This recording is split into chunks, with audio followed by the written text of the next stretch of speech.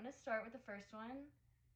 And it's just tell me a little about yourself and what is your daily routine like in your job? So, my name is Shauna Dover. I'm currently the Senior Vice President of Human Resources and Talent Development for a financial services firm in Fort Worth, Texas. My entire career has been in the HR, people, culture space. And so I got my degree in HR management and have been working in the field again, really essentially my whole career. I actually started in the what's called the total reward space. So that's benefits and compensation. And that's kind of where I got started. And then over the years, I broadened experience within HR to pick up things like the business partner relationship, recruiting, all the way up to enterprise strategy. And so my role today is I'm a part of the executive leadership team, and we are working on ensuring that our enterprise and our business strategies are aligned to the company's mission. So every single day, most days, I'm working alongside the executive leadership team, and we are working on business strategy. And what I bring to the table is going to be that element of alignment of all of the talent and the culture and the people to being able to execute on the mission and the strategy. Perfect. That was great. What do you love about your job and what do you enjoy the least about your job? What I love most about my job and what I think is really important is when individuals are looking to work somewhere, you have got to feel like your personal values align with the mission of the organization. And the organization that I work for, we serve and help military families find financial security along their life's journey. And because I believe in our military, I believe in our nation's military, and they would literally sign up to and including their life when they take on that job. Right. So the least we can do is help them have security with their finances and their family, whatever their dreams are, whether it is to put a kid through college or they want to buy a boat or whatever it is. And so we're here to help them do that. And because my father served in the Army, both of my grandfathers served in the Army, when I got to this organization, I found that I loved the mission. And it's my favorite thing about what I do is that the thing that I love to do with people, culture, and HR is aligned to a mission that is important to me. So that's what I love the most. Love that. What I don't like is, well, I say I don't like it, but one of my, I guess, least favorite things is, when you're at this level of an organization, it's really tough to find balance with, there's a trade-off. So essentially the higher you go in an organization, it's harder to find work-life balance. It's part of what you have to know and realize and accept as you advance in an organization. So what I don't like is having a week of straight meetings all day from 8 in the morning until 6:30 at night. And it's a whole lot of sitting. It's great work, but it would be nice to not have to sit for so long. Yeah. What do you do personally to try to balance that work life and like home life? Right. And so it's a journey, and what you have to do is prioritize time for yourself. Make sure that you use the time off that an organization makes available to you. I mean, realistically, it's harder to take the higher up you go. Yeah. However, you still have to make time, put the vacation on the calendar, and make sure that you take it. And then with the too much sitting, I'll tell you right now, underneath my desk, I have a sit to stand desk so I can hit the button and it goes to standing. Yep. And underneath it, I have a little stepper. Oh. So you get your steps in. I'm trying to move. I just sit here all day. Yeah. What should someone be doing in college now to succeed in your industry? So the industry that I'm connected to is financial services. But if we think about the role that I play within that industry, that being human resources or people and culture, what I would suggest is that an individual in college look at I would say you would want to look at classes that have to do with, for instance, a lot of HR has to do with law. Yeah. There's a piece of it that you would want to understand business law, employment law, but then you also want to understand courses that help you. And I don't know what the name of the courses would be per se, but courses that help you understand what employees and what people want at work, like the evolution of the different demographics. Like right now, we have essentially 5 generations working together: the boomers and the millennials and the Xers and the Gen Z and soon Gen Alpha. Yeah. And there are courses that you can take that help you understand about the differences of these generations, what they need to be successful at work. And then picking up some of that business law. If you're going to go into HR, I would highly recommend that you take some law classes. Yes. So is that like a class that you took in college that you feel prepared for your job now? Yes. Yeah, as part of my HR management degree, there were definitely business law and ethics classes. Yeah. And then there's a lot of regulations around human resources in the workplace. Right. And so, there's a lot of regulations and laws, things like Title VII of the Civil Rights Act, the Americans with Disabilities Act, the non-discrimination laws around pregnancy and aged workers. Like, you have to be aware of all of that regulation. Yeah, all at the same time. Yep. What opportunities that you took helped you get to where you are now? McKenna, I've been very, very blessed, and by having mentors who believed in me and who saw potential. And I'll just say that a lot of people don't do things because they're hard, and you're going to beat out a lot of people in the pathway just by trying hard. And so my advice is, and don't give up. You have to work hard to get there. It's not handed to anybody, and it certainly wasn't handed to me. Yeah. I worked for decades to be in the role that I'm in today, and God's grace, His abundance. Yes. I finished my college degree as an adult, and I would have done that, maybe I'd gotten that a little sooner rather than taking the long way around. Just push through, get the degree, get into an organization, and work hard, and do not give up your dreams on what you want to do. Yes. Okay. That's perfect. What are your primary responsibilities right now? So my primary responsibilities have to do with the people, and it's execution, I should say, creation and execution of the people and culture strategies in this organization. So that has a lot to do with employee experiences, but also making sure, in my role, I'm contributing to how we develop the actual strategies for our different lines of business. So I work with the executive leadership team on that. And we're building businesses around insurance, investing, financial planning, banking. And then for each of those businesses, it requires talent. And we don't want just any talent. We want top talent. So I've got to make sure there's functions in this organization that attract and retain the best talent, and people who get the mission here, which is to help the military, that feed into those businesses. So those are my primary responsibilities. Okay, perfect. How do you balance the short-term goals with the long-term strategies?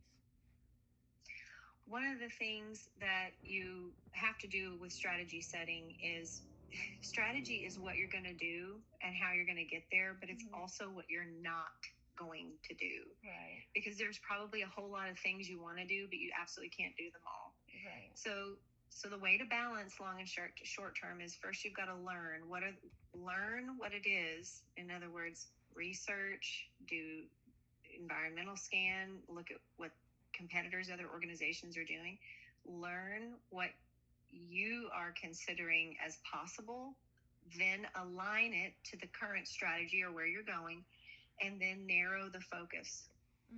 Strategy means you're going to do some things and you're not going to do others. and there are trade-offs. Yeah. How do you So some decide how do you decide what's possible and what's not? Well, so every organization, I don't care if you're Apple or you're any organization, Right. you have some constraints. Constraints like time, Mhm. money, and people. Yeah. And so you have to have, when you sit down and you're building your strategy, you need to know how much time and how many resources you have from a people perspective, and what are the skills that exist. Yeah. Because you could say, hey, my strategy is to X, but you don't have the means to do it. You don't have the Mhm. time, you don't have the people. Yeah. So when I say align the strategies, you're going to say, all right, this strategy is going to be really impactful, and it's Mhm. also feasible Yeah. because we can do it in this amount of time, short or long term. Yeah. It's going to take this much of an investment in skill or people or technology, and then you can build a plan, a strategic plan around that. Some of it will be short term, and other parts of that same plan will be longer term. Yeah. Has there been like a project that like you really felt like you wanted to do, but like you had to like get past like time, money, like all that to like make possible? Oh, what a great question. So right now I'm in the middle of that because Okay. one of the things that this organization needs to do is upgrade their HR technology, which is it's called a human capital management system. Okay. But when you undertake a strategic technology platform upgrade like that, it's multi-year in order to bring that to life, and it's millions of dollars as well. So right now, when I sit with the executive team and we say, of all the strategic investments that we need to make right now, we have to prioritize them. Yeah. And I would love to say this organization has enough millions of dollars to do all those other strategic things for the client and also buy this platform and put it in. Yeah. But remember, strategy is what you're going to do and what you're not going to do, or what you're not going to do right now.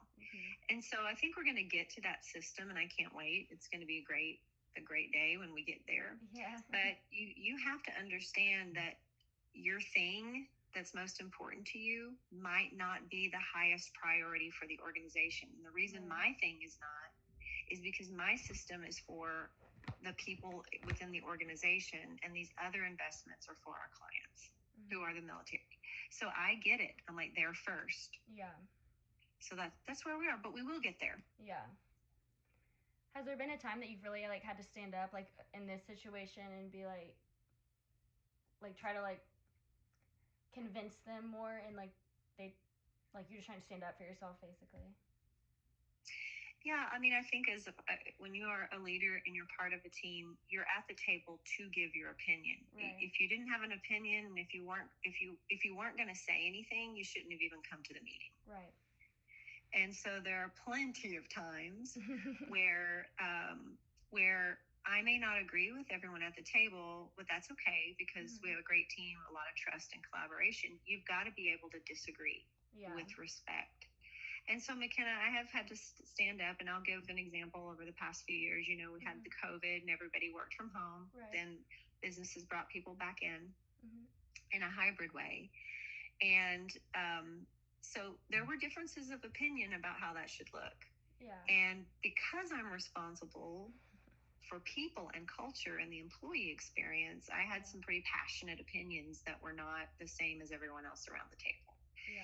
And so, yes, and not in a, hey, it's my way, and I know I'm the smartest person in the room. You never want to be that person. Yeah. But what you want to do is to thoughtfully articulate based on your knowledge and experience. We should be thinking about these, and I don't agree with your opinion, and here's why. So yeah, definitely did that with some of this twists and turns with hybrid. Yeah. Does it ever become an issue whenever like you and like the table like don't agree on things, or is it just like respectful?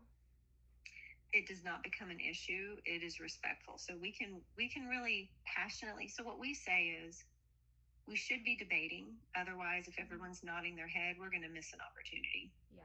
So we have to have a high degree of trust at all times. And sometimes that can be delicate because people get territorial of their ideas and then somebody gets their feelings hurt.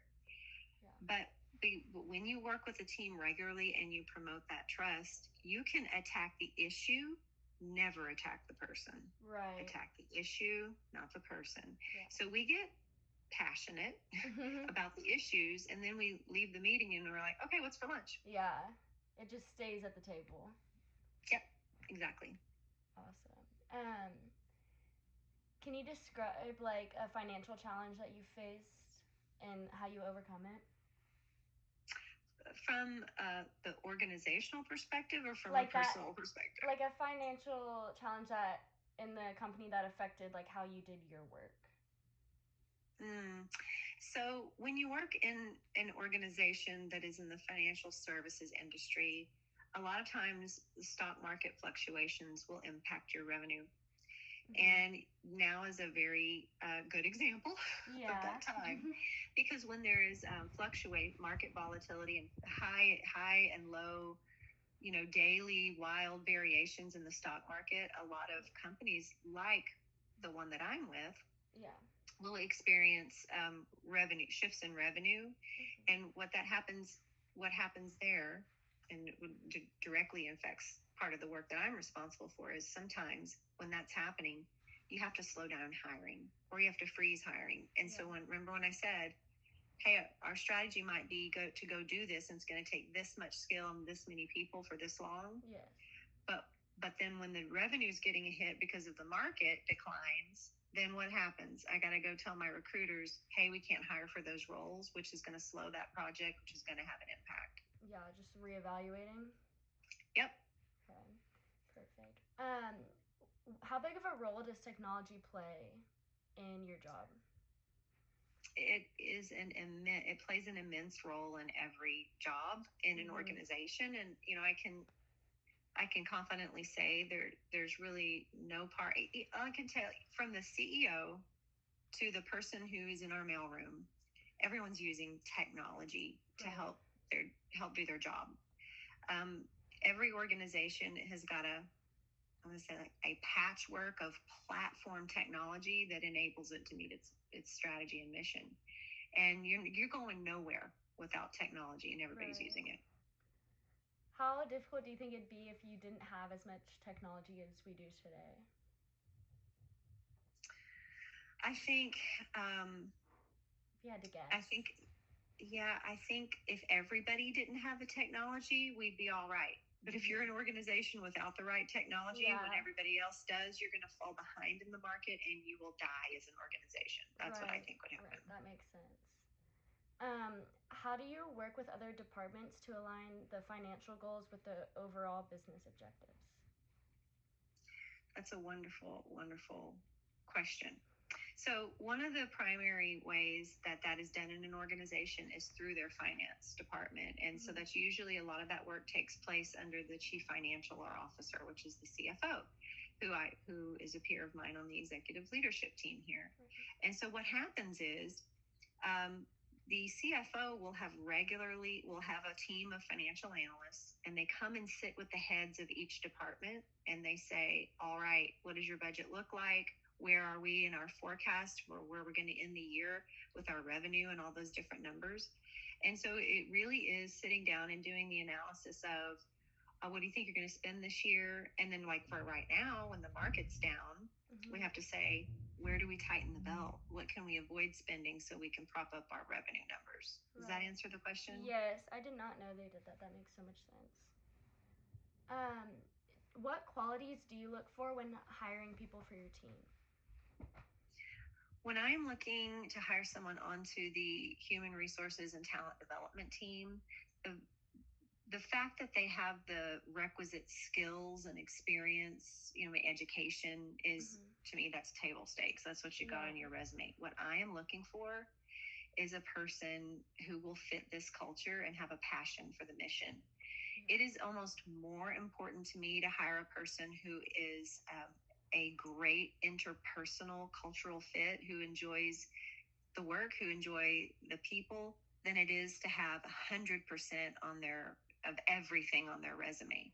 Most people only are going to be hitting about 80% of what's required on a job description. Yeah. And that's pretty good. There are things we can teach, but personality, some of that's innate. Yeah. Some of it obviously can evolve over time, and there's lots of things you can do to help people. But I am looking for a cultural fit all day. Yeah. I mean, especially with like what you do, like you have to be passionate about it, I feel like. Yes, and let me give you this is my quote, and everybody here in this organization knows. When it comes to hiring, every single interview question is just an offshoot of 3 questions. Can you do the job? Will you love the job? And can we stand to be around you? That's it. Yeah, I totally agree. Last question. What advice would you give someone wanting to pursue a leadership role? If you're wanting to pursue a leadership role, then first of all, bloom where you're planted. Don't go into a role thinking, I want to be the leader of people. You need to spend time becoming really good at the thing that you're doing as an individual contributor. You should talk to other leaders about their experience and their journey into people leadership, because there is a huge difference and a big shift that takes place between doing your own work and then leading people in their work. Yeah. And people think if I'm really, really good at the job I'm doing, I'll be good at leading people. And it doesn't work that way. It actually takes a different skill set. So number 1, bloom where you're planted, do a good job at the job you have today. Talk to other leaders, get a mentor. Yes. Get a mentor so you can get on your journey. You can begin to really understand what it is going to take. And you can also work with a mentor to hone your skills. There are also lots of classes. You can go to LinkedIn Learning and you can start taking short snippets of leadership, watching TED Talks, getting quick certifications out there. All that stuff is going to add up and give you a better picture of what it's like to lead. Yeah. Okay. Perfect.